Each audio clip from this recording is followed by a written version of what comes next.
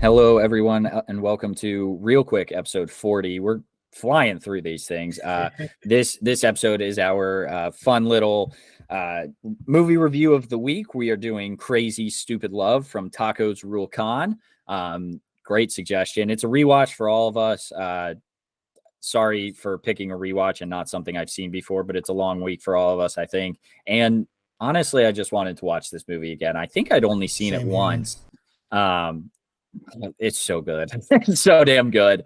And I don't know, but we'll get into it. Crazy Stupid Love. I don't have this prepared, but I'm sure everyone knows what it is. Everyone knows what this movie is. Yeah, again, I'm stalling. Steve Carell, Cal Weaver, is living in the American dream. He has a good job, a beautiful house, great children, and a beautiful wife named Emily, played by Julianne Moore. Cal's seemingly perfect life unravels, however, when he learns that Emily has been unfaithful and wants a divorce. Over 40 and suddenly single, Cal is adrift in the fickle world of dating. Enter Jacob Palmer, Ryan Gosling, a self-styled player who takes Cal under his wing and teaches him how to hit it with the ladies. From 2011, directed by Glenn Ficarra and John Requa. Just an all-time rom-com. And it's funny, I looked on like all of my mutuals on Letterboxd. Every single one has this at a 4 out of 5. There's not a single person higher or lower. Yeah, you do. Oh, there are 2. 2 out of 5? No, I made you react though, didn't I? Yeah, okay. I was going to say, okay, that's my fault. Sorry for reacting like that because I knew that was a joke because I looked earlier. Fuck you. This for me is an 83 out of 100. It didn't go up on rewatch, even though it probably could have. God, I probably could have. Whatever. But we'll start out with Tyler, who I know enjoys this movie just as much as I guess we all enjoy it the exact same, whatever. But Tyler, what are your thoughts? Yeah, I think Cam and I are on the same wavelength here in terms of I'd only seen it once before, but I really wanted to rewatch it, and I did. And it did go up for me. I had an 8 out of 10 originally, and I was an 8.2 out of 10, so still a 4-star, just a minor adjustment out of Vlogmore movies. But I think this movie's aged so well. 2011, so it's been 12 years at this point. It's still so good. The writing in this movie is excellent. It might be a hot take, but I truly think this is Steve Carell's best performance because he really flexes both the funny and the drama in this movie. I think he does both so well. The scene gets me every time when Julianne Moore is trying to start the furnace and she calls him and he's just outside watching her and she's not actually doing anything. Like there's so many great scenes in this movie. Yeah. Ryan Gosling and Emma Stone, they're in 3 movies together, and this is probably the one where they have like almost the least chemistry, simply because I feel like we don't get a ton of them. Like, they're still great in this movie. Don't get me wrong, but I don't think it's like What's the third one? It's the one like none of us have seen. I haven't seen it, but they're in 3 movies together. So I don't know if Cam. Really, I didn't know they were in 3. But yeah, neither did I. Yeah, they definitely are. Marissa Tomei, her supporting role in this movie is hilarious. Oh, it's Gangster Squad. I forgot about that movie. Yeah. I don't know what that is. I think I have that rated. That movie stinks, man. So not great, but still, when they're in movies together, they're just great. Marissa Tomei was so funny, that scene when she's getting with Steve Carell and he's like being honest with her, and that's just turning her on. And Ryan Gosling, just a cool dude, roasting people who shop at Gap. So tough look for anyone who shops at Gap. For the Gap. Yeah, be better than the Gap. I don't know. I just think the way this movie's written with all these plot lines that all come together in the backyard with Steve Carell and the babysitter, and then you have Ryan Gosling and Emma Stone, and you have David Lindhagen and Julianne Moore. Like all of them coming together in that backyard scene where everyone just starts fighting is so funny. Such a good movie. I love it. I have a blast with it every time. I had to tweet that. You wouldn't ignore me if I was David Lindhagen, fucking Kevin Bacon's ass. Steve Carell just has such perfect comedic timing in this movie, and that's just one of the perfect ones. Like you wouldn't ignore him as David Lindhagen. Yeah. Is this the movie? And sorry to stop before Seth and George. Is this a movie Steve Carell left The Office for? I thought that was 40-Year-Old Virgin. No, that's way too Oh, you mean like quit the show The Office for? Yeah. I don't think he quit. Did he quit the show for one specific movie? Before exiting the show in 2011? No, it's like a lot of actors like quit their shows not for a specific movie, but because they want to get into movies. This was his first. This was also 2011, so that leads me to believe it's relatively similar timeline. Because who's in that 70s show? Eric. Come on, Topher Grace. Thank you, everyone. Thanks for the help. Topher Grace left That 70s Show to play Venom in Spider-Man 3. Bad choice. Bad choice. Good choice by Steve Carell. Bad choice. Yeah. Tough, but continue. Sorry, Seth. Your thoughts on your 2 out of 5? Yeah, So I actually didn't rewatch it because I didn't have time yesterday, but I only watched it like 6 months ago anyway for the first time, so it's still kind of fresh, whatever. It's a film that it's one of Anna's like favorites in her top 5, and I watched it. Didn't know what to expect. I think Anna may have it higher actually. She may be the only. She has one. it at 5. Yeah, that's it. It's her film. Like it's. So I think good. it's great, man. I think it's a really clever, witty rom-com that has these like clever, like Tyler said, intertwining stories that all connect into a brilliant, into a brilliant ending sequence. Steve Carell is just him in the 2000s, early 2010s, has me in a chokehold. Killing it, man. He's just great. Like Steve Carell is one of those guys who's just his comedic timing is really good. As a dramatic actor, he's great as well, as Cam mentioned. Ryan Gosling is really funny in the role as well. I really, really enjoy him. To be fair, Tyler, I actually think I don't know if you said the weakest of the 3, but I think the chemistry of Emma Stone and Ryan Gosling is great. Great. Yeah.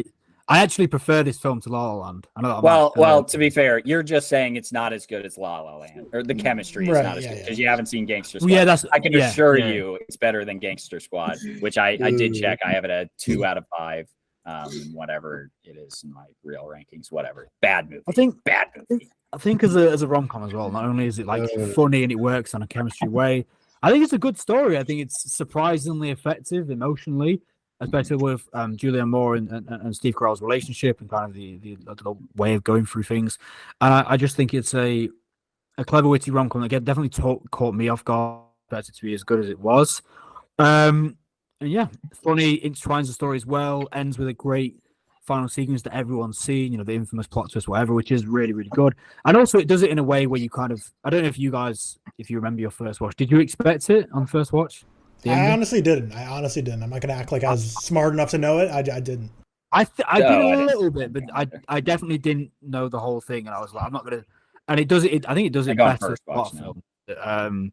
Trying to tempt these big twists and stuff. And I think a lot of them come across as really predictable. I think this nature of it was really just fun, entertaining, a good ride, and like a 4 out of 5 for me for a rom-com is probably quite rare, I think. So really good film. I really like it, definitely. George? Yeah, it's the same. I like what Tyler said, where it holds up very well. And again, I didn't rewatch it before this episode, but I've seen this movie countless times, which I feel like I talk a lot about the romantic comedy genre and how much I love it, but I really don't find myself rewatching those movies as much as like obviously science fiction or something else, like a horror movie.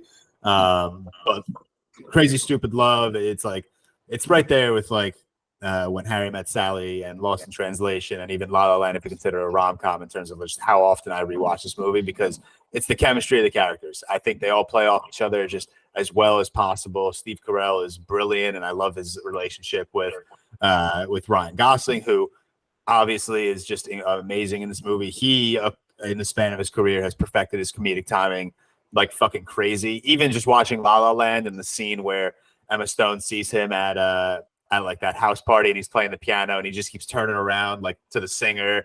It's hilarious. He's so fucking funny. And this movie, I didn't see that little twist at the end coming. And obviously that scene is fucking iconic in the romantic comedy realm because it's just so out of nowhere. And then like Ryan Gosling walks out the door, pauses, Steve Carell stares at him, and they just share such a hysterical moment. But yeah, I love this movie. It is like, it's in my top 10 rom-coms of all time. And if it's not, it's probably sitting just outside my top 10. But I really enjoy this movie. And now that we're talking about it, I'm kind of annoyed I didn't rewatch it because I haven't rewatched it in maybe a few months. So maybe I'll do that tonight. I think people love to like say we need more Ryan Gosling in comedic roles, which we do, but he's in a lot of like comedic roles and he's one of the best like comedic actors. I feel like he's so damn good. And I think it's a lot to do with just the fact that he used to be in a lot of like dramas, and he still is in dramas, but he's in The Nice Guys. He's in Barbie coming up. He's in La La Land. He's in this. He's fucking even like, The Big Short. To be fair, The Big Short. He's hilarious, man. I can't believe I forgot that. He's so damn funny. But yeah, he like mixes his filmography perfect. I think of just like going mega drama with like, we'll say First Man, Blade Runner, to comedies recently. And then obviously The Notebook. And then he was in The Gray Man, which, was a movie. It was in fact a movie. I'm not gonna. He got stabbed 14 times. Yeah, there's nothing really like this. May be like our shortest, real quick review. There's nothing necessarily like spoilery about this movie, but I think that's what is so great. Like, this movie isn't shattering like expectations. It's not taking any crazy risks, but it works well with what it has, and it's just kind of like. And I guess Go on. You go first. Yeah, I was okay. I was just gonna say like, then. Yeah, I know. I was just gonna say that like, I guess there is a spoiler because there's a kind of big twist, but if you haven't seen it at this point, that's on you. Yeah. And so we can just say it. I think it does kind of take risks in a way. I think it's hard to have several intertwining stories that end in a climax as well as it did without it being predictable, a predictable nature. So I think it does take a risk in the rom-com genre. It's not something that I expected. I expected to go into it and be like, every rom-com I've seen before, but it really isn't. It works as well. It's witty, it's clever, and it's actually just a well-worked film that catches you off guard. But like Cam said, with the thing, it's so that I see it on like Twitter and TikTok all the time. So I can't imagine people don't know it yet. Yeah, so obviously I didn't know it, and I only watched it like 6 months ago, so who knows? Yeah, Emma Stone and Ryan Gosling, they're dating, and then Cal doesn't know that Jacobs is dating his daughter. And then when they meet, it's fucking hilarious. And he's like helping him out trying to get the girl, and it's like he's trying to get his daughter, and it's like the whole thing. Oh my god, it's and so funny, the end man. scene is really good. It The really best, is. it is. The best scene, in my opinion, in this movie, or the funniest scene, is when after Cal finds out that Julianne Moore, I forget her name in the movie, is cheating on him. She goes, "If you keep talking, I'm going to get out of this car. Stop the car. If you keep talking, I'm getting out of this car." And he just falls out. And he just he opens the door and just drops. Made me laugh. And then when they get home, they're like, he's all dirty, obviously, because he jumped out of the car. And they're like, and the high school babysitter is like, "Oh my god, what happened to you?" And he's like, "Well, she's cheating on me, and I jumped out of the car." Yeah, Steve Carell's great. So he's funny, so man. that bit really got me on the first watch. Yeah, it's so damn good. I love it. Like, Ryan Gosling's his wingman the whole time, but like he like genuinely cares for him. Like the fact that he like once David Lindhagen shows up in the backyard, he just walks up to him and punches him and knocks him out. It's like that's when you know it's not just like Ryan Gosling's having fun with Steve Carell. It's like no, he's like you hurt my boy. I'm gonna go knock you out right now in his backyard. So Emma Stone can't be talked about enough. She's so damn good in this as well. I think she just makes she doesn't have the biggest role in this movie, obviously, but she really does make this movie. Same with Marissa Tomei. Again, not the biggest role, but she's just so goddamn funny. Like when Steve Carell's like going up to her for the first time, "What do you want to drink? Vodka?" And she's like, "I've been sober for 5 years." She's like, "Nothing. We want nothing." I guess that's a Steve Carell role, but again, so good, man. No, the whole like parent-teacher conference was so funny. Like, the parent-teacher conference. She's thingy, isn't she? Spider-Man. Yeah. Aunt May. Yeah, she's Aunt May. I didn't put two together. That's crazy. Yeah, but we kind of talked about Ryan Gosling, how people are like, "Oh, he needs to be in more comedic roles," and like he has been, and he has a pretty varied filmography.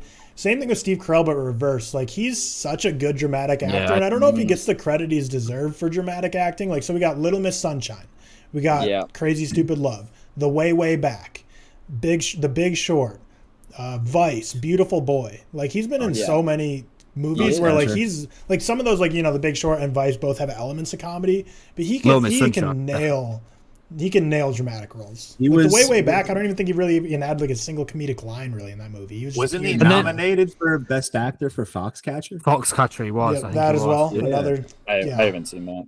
And then he's like an amazing dramatic actor. And then he's like this for me. He's like the saving grace in the Anchorman films. He's like every character like Brick, for me as well, pure comedy. It's so funny. He's just a funny guy that naturally has a really good acting ability. So, but yeah, like Seth said with like the chokehold he had in like the 2010s, like I can't even put it into words. It's just something about him. Like he I don't know. He's just excellent, man. He's just draw. he's just warm, comforting, funny. Like you just want to see him do well. Like I just love Steve Carell, man. Have you guys seen Dan in Real Life? I've not. Have you not seen that? Real life? No. It's a romantic 2007 movie. Yeah, it was good. I've never seen it. You guys should watch Steve Carell's old clips when he was on when he was like a side host of the Daily Show with Jon Stewart, because that shit is hilarious. Really, that's like where he like started to make a name for himself before he got cast in The Office. And it is so fucking funny. Yeah, interesting. I have not seen that. And we talk about it all the time as well. Like I know you guys don't like Anchorman, but he's without a doubt the best part of that. I love Anchorman. Oh, okay. Seth and I don't. I like okay. He Brick regularly makes me laugh. Exactly. Like, where'd you get a hand grenade? So yeah, Steve, and then the obvious one, The Office. Like Steve Carell being cast as Michael Scott easily could be in the argument for #1 best casting decision of all time. Yeah. God, if you watch that first season, he's kind of unbearable. They change his character completely in The Office. Yeah. And I think, Tyler, you may have rewatched it recently. I rewatch that shit like once every 6 months. He's unbearable in the first season, but he's so funny still. But they redeem him a bit. I do have some fun facts. Emma Stone is only 3 days older than Leo Tipton, who plays Jessica, who's the 17-year-old. So yeah, they're 7 years apart in the movie, but they're 3 days apart in real life. That's kind of funny. Which, by the way, this is very like 2000. I guess this isn't even early 2000s, but like if you're getting nudes sent to you if you're a 40-year-old man getting nudes sent to you by a high schooler, that's quite fucked up. I know like it's not fucked up on his part, but like that's not just lighthearted comedy at that point. That's quite fucked up. Should not be happening. The filmmakers, I guess, offered a free iPad on set to whoever could come up with a name for this movie, a title. I don't know who did, but I guess they offered an iPad for it. Is that true? Yeah. This is also one of the, and sorry, I'm just bouncing back and forth and things because I saw it. He says cuckold 8 times. Another hilarious scene. That's a great scene. Just screaming at the bar, across the bar. I'm a cuckold. She made me a cuckold. I was dying laughing rewatching it last night. I went from this to see Suzumi and just very different vibes. Suzumi's kind of funny, but the name David Lindhagen is said 19 times in this movie. I would have sworn it'd be more than that. I would have, I could have seen that. Kevin Bacon and Ryan Gosling are distant cousins, I guess. They're both descendants of the English Baldwin family. So maybe Alex in there too. Who knows? But this, like you mentioned, Tyler, this is the the first of the 3 movies that Ryan Gosling and Emma Stone are in.